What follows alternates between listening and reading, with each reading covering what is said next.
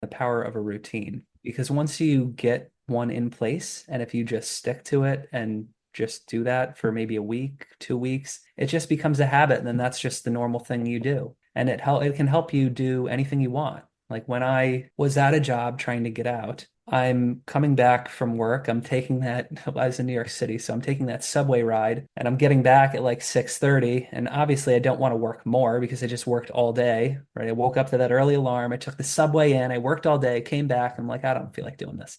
Yeah. But I was still doing that. And I'm working, 6 to midnight every night trying to do this. I'm working on weekends and people are like, you're crazy. Why don't you just enjoy yourself on the weekends or something? And I took no vacation and no time off, nothing, because I was like, I need to do this.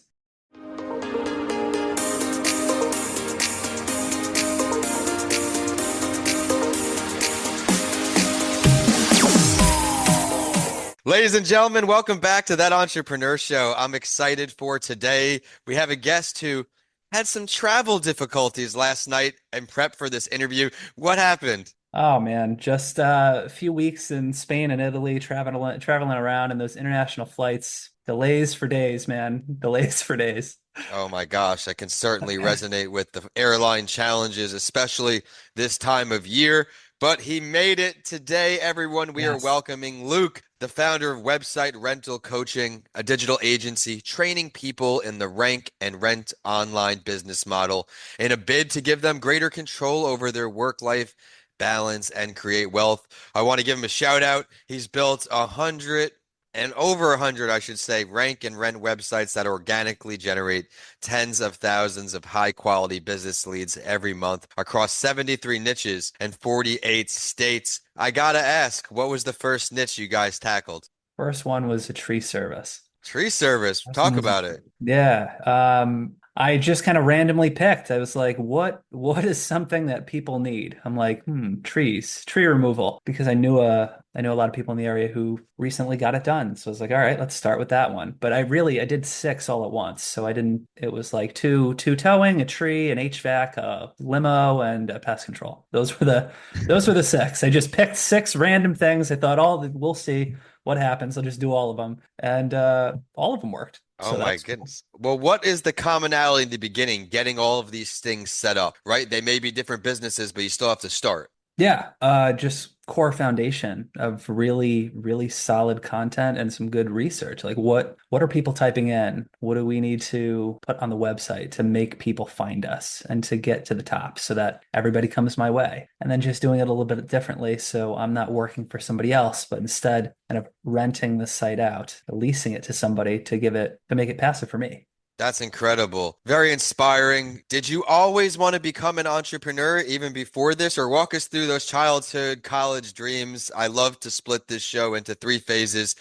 Before you get started, what's cooking right now, and then what's to expect, more tips, more advice, all that. Okay. Okay. Yeah. I just didn't want to work a 9 to 5 job. That was the thing. I went to school thinking I don't really know what to pick as a major. I don't really want to do any of this. Just looking through the things, I'm like, we got math and English and history and all these things. I'm like, yeah, I know it's important to be well-rounded and learn this stuff, but no interest in any of this. So it was down to either science or business. And I was like, I don't want to be a scientist or do anything related to that. Medical, so I guess it's business. So I just got a general business degree. But I have to say, working a normal 9 to 5 job right after school. Didn't want to do that for another 40, 50 years. And I'm not sure how people do it. I still don't know. So I was just really talking to people in the office and I'm like, how do you do this? Like, I really don't understand. How long have you been doing this? How do you do this? How do you actually survive? Like, I immediately want to dive off the building just being in that 9 to 5. And all of them were basically saying the same thing.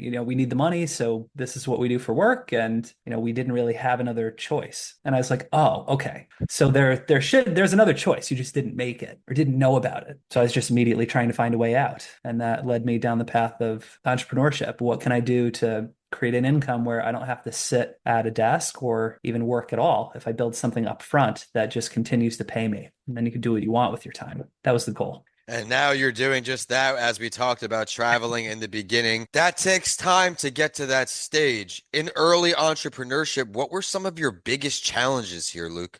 Not knowing really what I wanted. I had this idea of it was a money number because you see all over social media, oh, if you make a lot of money, that solves the problem, but that doesn't solve it at all. I made a ton of money with some of the different businesses, but it didn't give me time, and time was the factor. You could have all the money in the world, but if you have no time to spend it or you can't control your schedule and do what you want, it doesn't make a difference. You don't care about the money anymore. So I think deciding or figuring that out by the process of elimination and just screwing up a lot of times different business models, I eventually found that time was the thing that I needed. Of course, you need the money too, but time was the critical one. I love how you're emphasizing different things that may be more valuable than just financial gains. I was a finance and MBA grad, and that particular route as well turned out not to be for me. Yeah. Unfortunately, I still incurred all the loans, but those tools and skills I now push forward into my business, continued on into the incubator program after MBA once I finally left corporate. But we've had a great preview here on That Entrepreneur Show, the show that helps connect the dots for business owners by interviewing top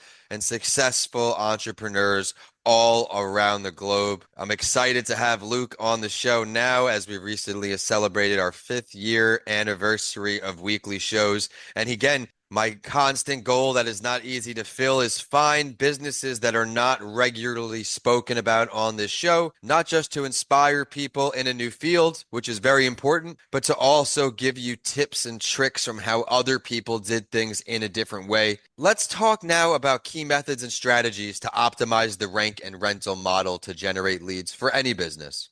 Well, so if you think about it, you can apply it to two things. You can take it and use it to escape, like I did for myself, because I didn't have a business before, or you could use it to just generate leads for an existing business. The idea behind it is that millions of people are on Google. It's the first thing people do. They're like, oh, I got to search for literally anything.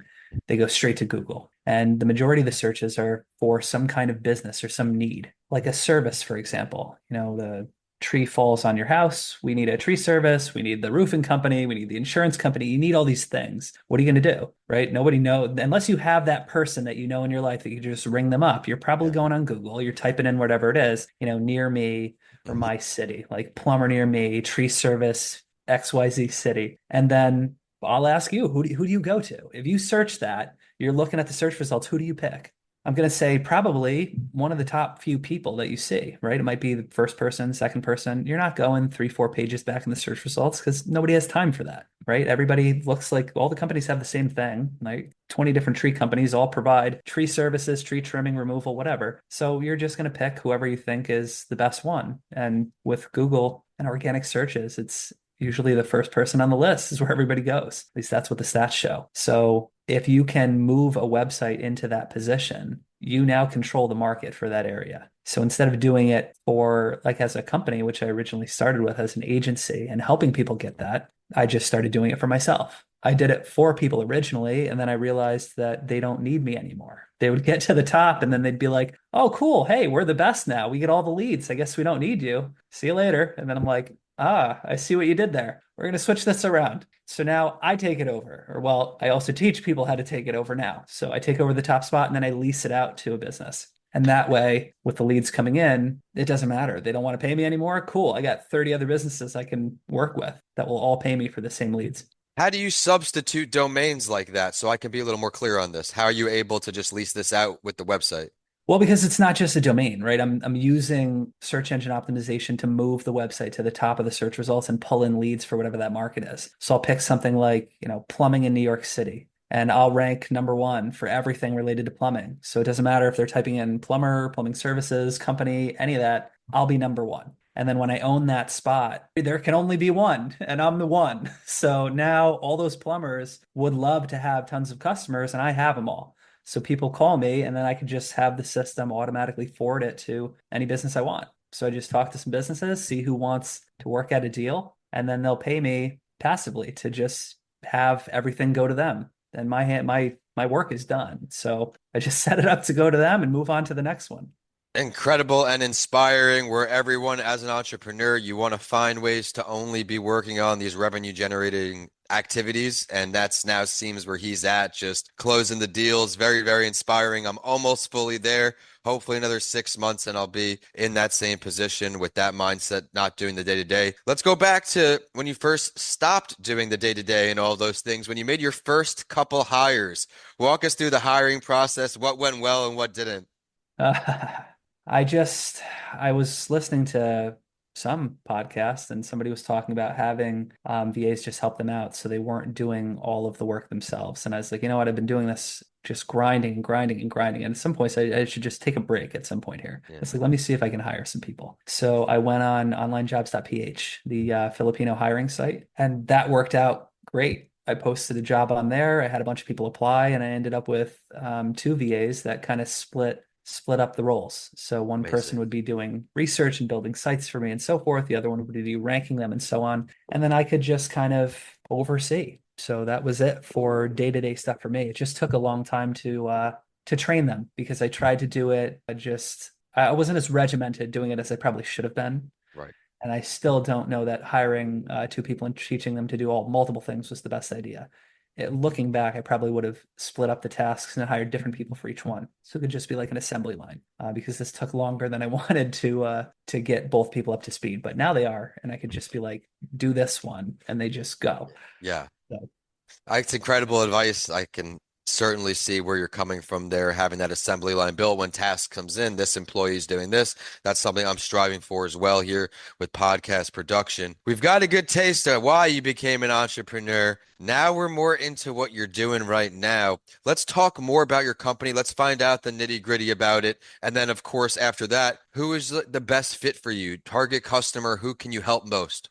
I think it kind of transitioned around COVID time. So Okay. 2020-ish. I had an agency for a long time and I was doing SEO, just helping people rank their websites and so forth. And I had a bunch of clients, but I just got frustrated with that, with clients just complaining about awesome results, like being invisible, moving them to the top, and then they're still complaining. And I'm like, how? Why are you complaining right now? I don't understand. And I ended up shutting down the agency and just doing this for myself.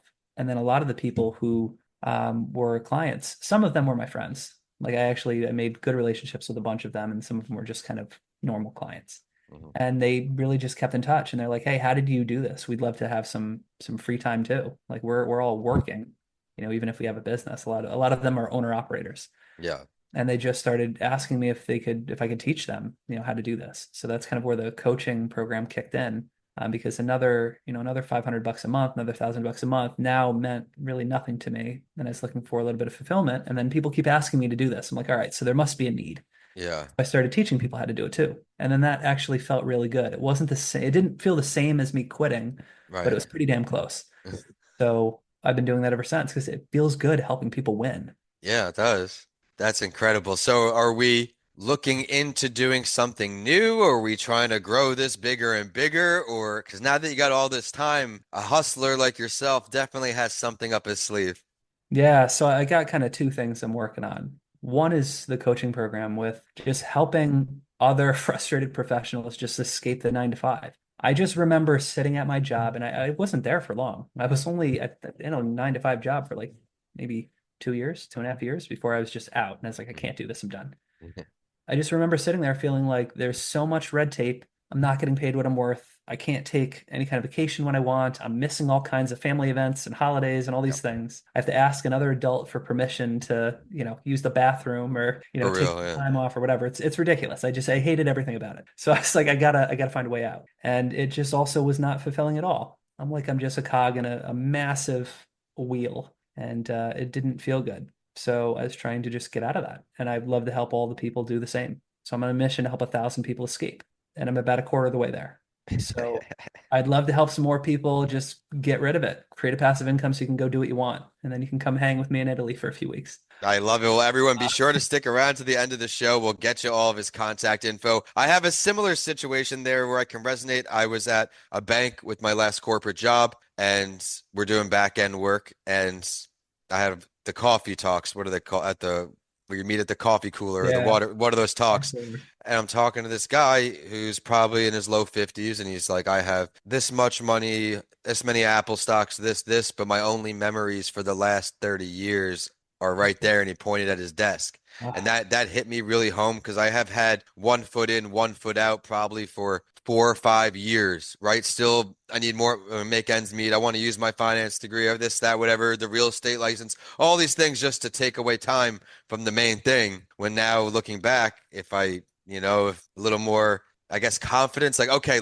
we will get this next contract. But until you close a deal, that confidence really isn't there. You're just still wearing all the hats. Then you start to hire the VA. Then you get a contract like, okay, someone wants this. And then you start failing on a few more deals. Then you get it right again. Okay, now let's put the two rights together. And now the sales process is much quicker because I've honed in on how can I actually help people with what value do they actually need things opposed to offering things they may not even want. So that's what I want to talk to you about too. When you're making these reaches to people, how are you positioning your unique value prop? How are you organizing your thoughts on what's actually important to share with the client and what's just information they don't care about?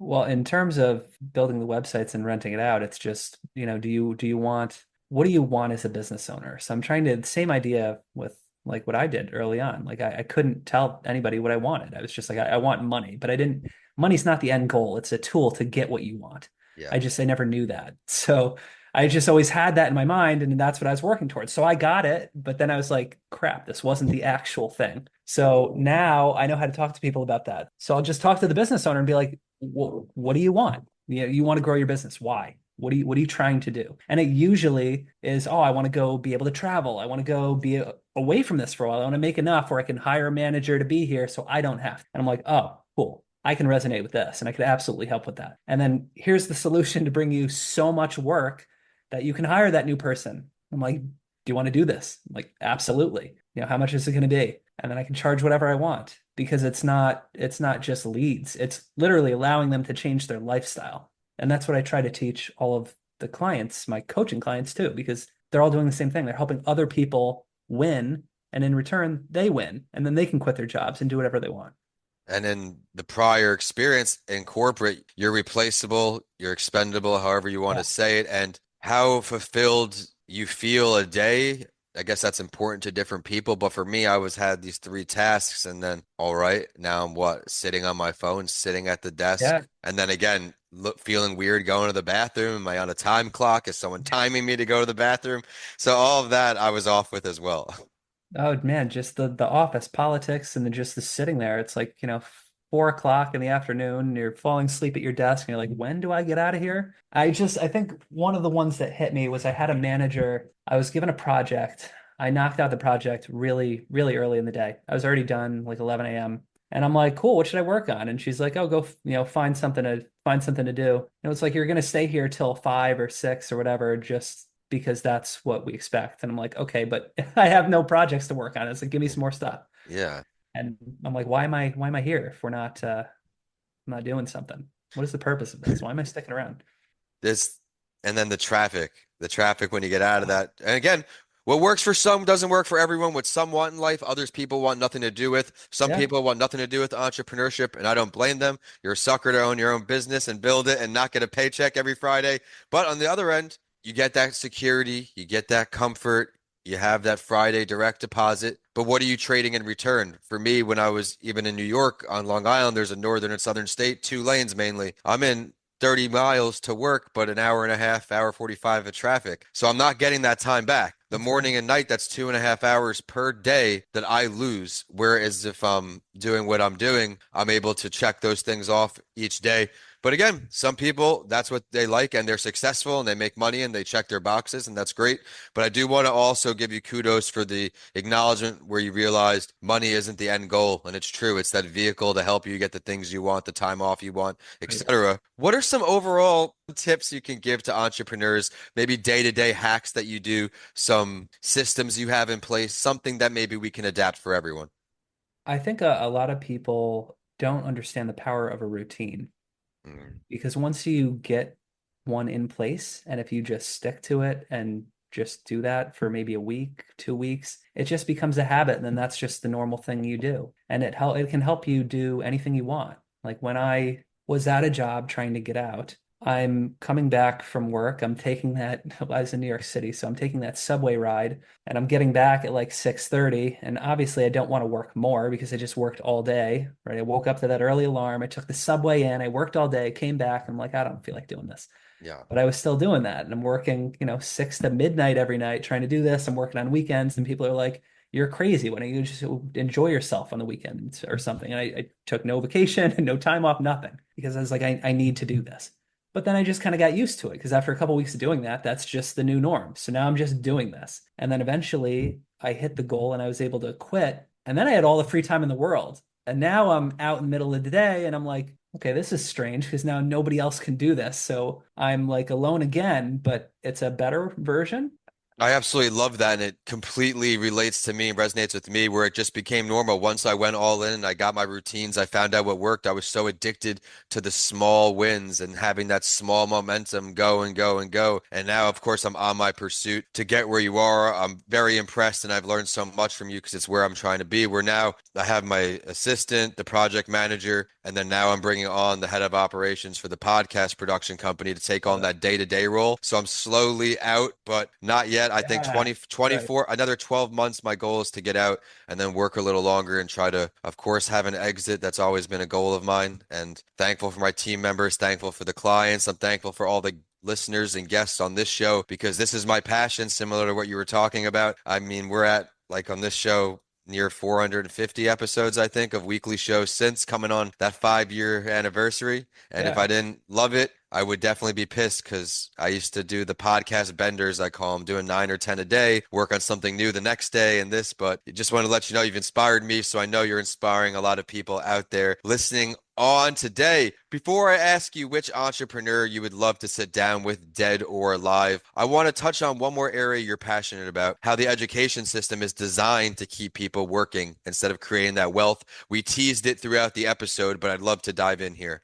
Yeah, I mean our education system was set up in a time where people were working in factories. So, we were being conditioned very early on with school and everything else. When the bell rings, you move to the next thing, and the bell rings and we move to the next thing. And that's just like what it would be in a factory. And that's still how things are today. We don't teach people how to build wealth. We teach people how to be good at a job. And jobs aren't the thing that will ever make you rich or free. So if you just want a job and you just want to have kind of a normal life and be able to do normal things and work your 5 days a week, get your 2 days off, then the job is great and this works out fine for you. But if you want a lifestyle that is not tied to a normal work week or a lifestyle that is in excess, right? Whether it's money or time and traveling and whatever you want to do, you could just decide, today I'm going to go spend a month abroad. Not many people can do that. And if you want that, you have to step outside of that normal path that we're all conditioned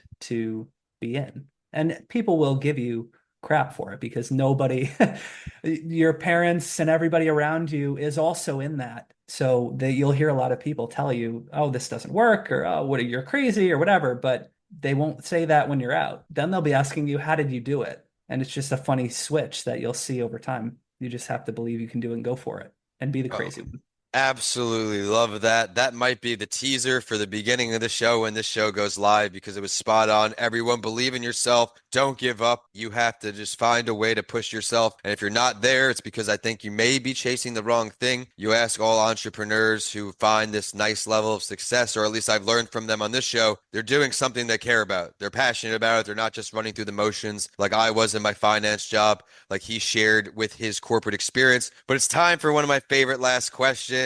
Which entrepreneur, dead or alive, would you choose to have a conversation with? We'll do at this point of your journey.